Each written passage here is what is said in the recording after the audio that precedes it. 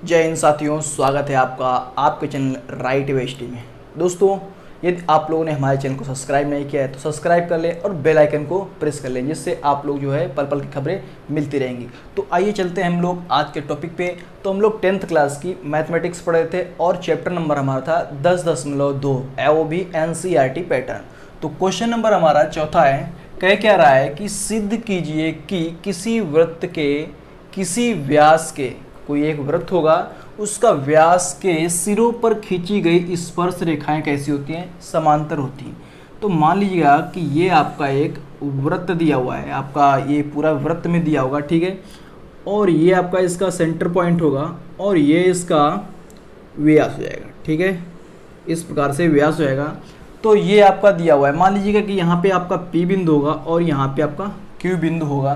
तो कहता क्या है कि इसके सिरों से, मतलब इस पॉइंट से और इस पॉइंट से यदि हम स्पर्श रेखा इस प्रकार से खींच देते हैं, ठीक है, ये तो कह रहा है कि जो हमारी यहाँ पे डाल देंगे, हम L डाल देते हैं इस प्रकार से और इसको हम स्मॉल Q डाल देते हैं। तो जो हमारा L समांतर होगी Q की, L समांतर होगी किसके, Q की समांतर होगी। ये हमको सिद्ध करना है, ठीक है। तो ये आपको जो है सिद्ध करना है, ठीक है।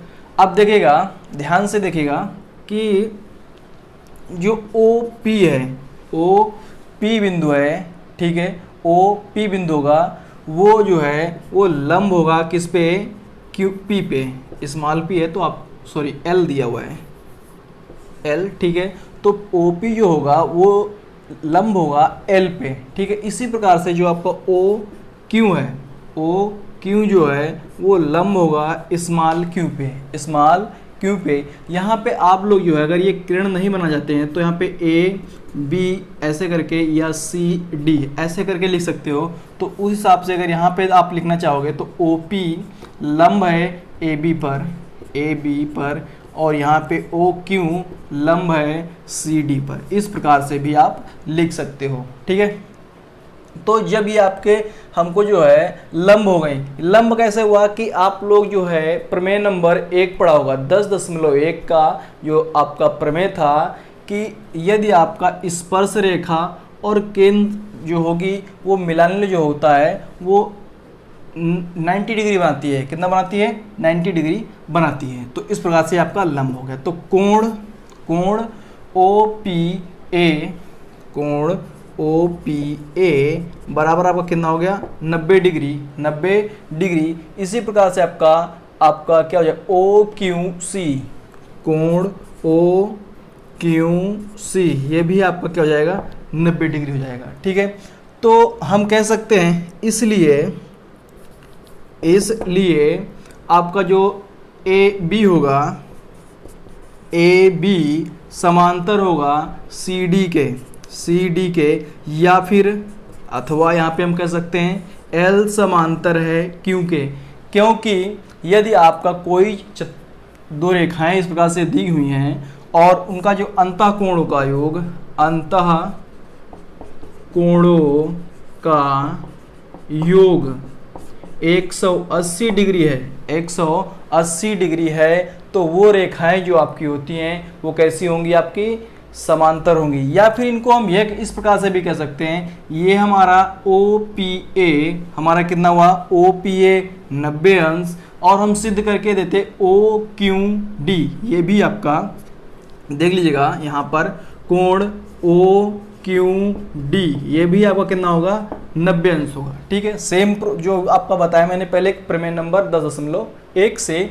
तो आपका ये वाला कोण 90 डिग्री हो गया और ये वाला कोण आपका 90 डिग्री हो गया। तो ये दोनों कोण आपस में बराबर हैं और आपस में बराबर हैं तो ये हमारे एकांतर कोण हो जाएंगे। कैसे कोण हो जाएंगे, एकांतर कोण हो जाएंगे। और एकांतर कोण जब बराबर होते हैं तो जो वो रेखाएं हमारी होती हैं वो कैसी होती हैं, समांतर होती है। ये आपका दूसरा तरीका है, इस प्रकार से भी आप लोग सिद्ध कर सकते हैं। एक तो ये आपका मैंने पहले बता दिया है, ठीक है।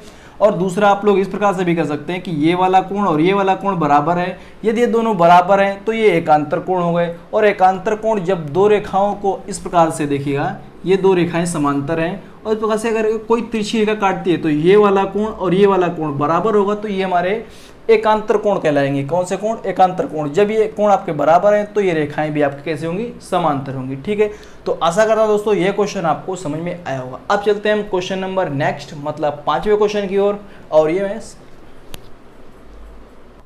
तो फ्रेंड्स ये आपका 5वां क्वेश्चन है। सिद्ध कीजिए कि स्पर्श बिंदु से स्पर्श रेखा पर खींचा गया लंब वृत्त के केंद्र से होकर जाता है। तो सबसे पहले आपको जो है एक वृत्त बना लीजिएगा। ठीक है, एक वृत्त बना लिया हमने। कह रहा है क्या कि स्पर्श रेखा पर खींचा गया लंब जो है वृत्त के केंद्र से होकर जाता है। तो इस प्रकार से आपका यहाँ पे कोई एक स्पर्श बिंदु दिया होगा। ठीक है, स्पर्श बिंदु यहाँ पे मान लेते हैं हम P होगा, और यहाँ पे हम मान लेते हैं P ये हो गया, और यहाँ पे L, और यहाँ पे हम M डाल दे रहे हैं। ठीक है, इस प्रकार से हमने बना लिया। अब कह रहा है कि स्पर्श रेखा पर खींचा गया लंब, तो यहाँ से हमने ये आपका केंद्र होगा। ठीक है, अब ये लेकिन सिद्ध करना है हमको, इस प्रकार से बना लिया। ठीक है, तो सिद्ध हमको क्या करना है कि जो OP होगा, सिद्ध करना हमको क्या है? सिद्ध करना है कि जो OP है, OP ये जो है केंद्र से होकर जाती है। कहाँ से होकर जाती है? केंद्र से होकर जाती है। या फिर हम इसको इस प्रकार से भी लिख सकते हैं, ये वाला पूरा शब्द, कि लंब जो होगा, लंब वृत्त के केंद्र से गुजरता है या होकर जाता है। ठीक है, इस प्रकार से हो गया। अब हम क्या करेंगे कि दिया क्या है? दिया क्या है कि जो हमारा एक स्पर्श रेखा दी हुई है, एक स्पर्श रेखा और लंब दिया हुआ है। या फिर हम इसको ऐसे कर सकते हैं, OP लंब है LM पर। OP लंब का किस पे है? LM पर लंब है। ठीक है, इस प्रकार से हमारा हो गया। रचना में क्या करना है? रचना में हमको करना है कि हमने यहाँ पे एक जीवा इस प्रकार से खींच ली, जीवा खींच ली, जिसका हमने A और B नाम दे दिया, और वो समांतर हमारी होगी LM के समांतर होगी। A B एक रेखा खींची, वो भी किसके समांतर होगी? LM के समांतर होगी। ये पॉइंट नंबर 1 हमारा हो गया। दूसरा इसमें पॉइंट क्या होगा आपका? नई लाइन से यहाँ पे लिखना आपको है। ठीक है, दूसरा क्या होगा कि O को जो हमने A और B से मिला दिया। ध्यान से देखिएगा, सबसे पहले क्या किया हमने कि AB जो है वो LM के समांतर खींच लिया, LM के समांतर खींच लिया। फिर O को A और B से मिला दिया, O को A व B से मिलाया। ठीक है दोस्तों, ये हो गया। इतना समझ में आया होगा। अब इसके बाद हम चलते हैं उपपत्ति में। उपपत्ति में क्या करना है कि आपको जो है यहाँ पे एक बिंदु मान लीजिएगा कि LM हो गया। अब हम यहाँ पे N डाल दे रहे हैं, N डाल दे रहे हैं। ठीक है, तो जब ये इस पे यहाँ पे लंब है, ये इस प्रकार से, ठीक है, आप लिखेंगे चूंकि OP लंब है LM पर, इसलिए क्या होगा कि OPM बराबर OPM बराबर आपका कितना हो जाएगा? 90 डिग्री, 90 डिग्री। और जब ये आपका इसके समांतर है तो आपका ये कोण भी कितना हो जाएगा? 90 डिग्री हो जाएगा। तो O, इसलिए ONB ये भी आपका हो जाएगा 90 डिग्री। ठीक है, अब इधर देख लीजिएगा थोड़ा सा। अब क्या है? त्रिभुज ONA में ONA तथा त्रिभुज ONB में इनको जो है हम सर्वांग सम सिद्ध कर लेते हैं। तो इसमें क्या होगा दोस्तों कि जो OA भुजा है वो OB के बराबर होगी।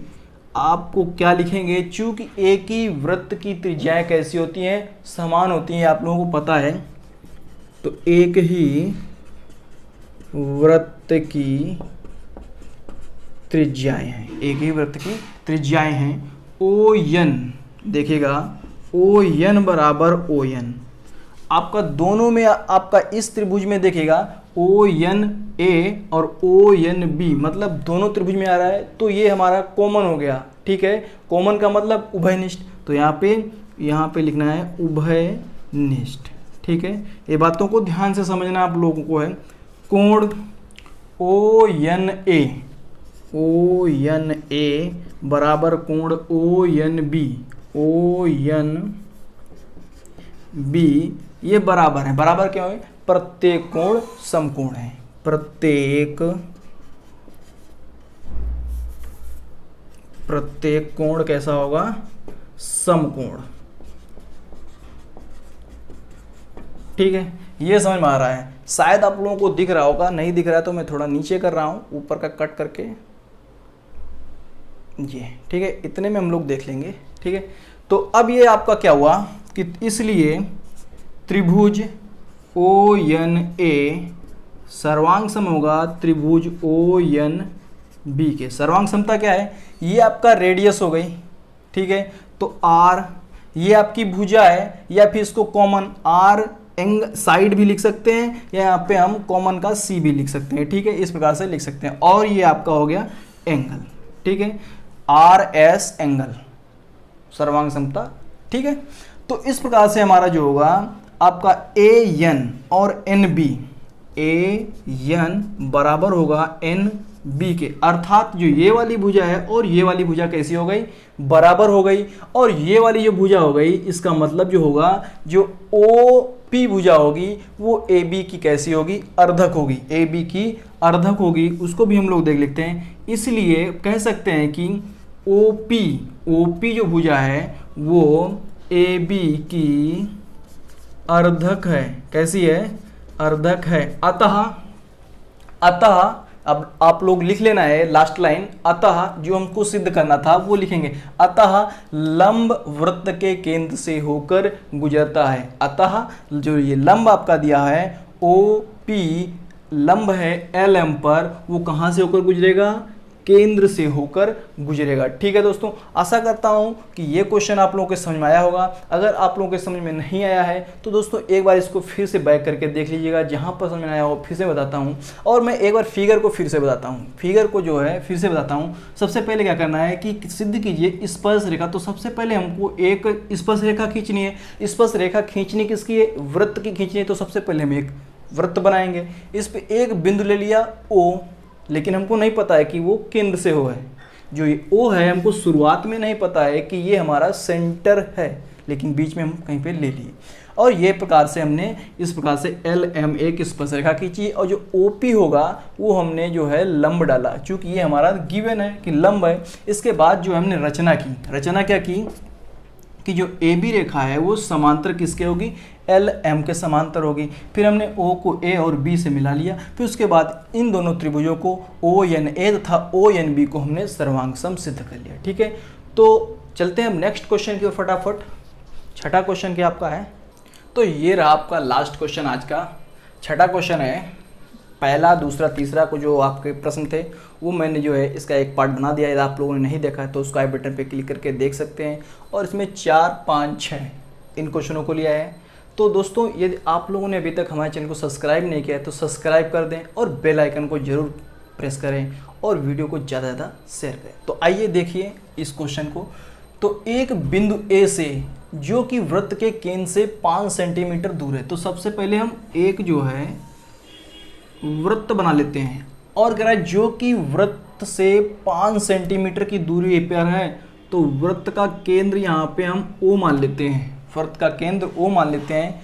इस प्रकार से कहीं पर इधर आपका जो है एक पॉइंट होगा जिसका नाम होगा आपका ए। ठीक है, अब देखिएगा स्पर्श रेखा की लंबाई दूरी पर है, वृत्त पर स्पर्श रेखा की लंबाई कितनी है? 4 सेंटीमीटर है। तो वृत्त की त्रिज्या, आप स्पर्श रेखा इधर भी बना सकते हैं, इधर भी बना सकते हैं, इधर ही बना सकते हैं, लेकिन दोस्तों इससे आपका जो है भला नहीं होने वाला है। भला तभी होगा जब आप जो है इस प्रकार से एक स्पर्श रेखा खींचें कि वो जो है आपकी, इसको पहले 5 सेंटीमीटर डाल दीजिएगा। ठीक है, वो आपकी इस पॉइंट से मिले जाके।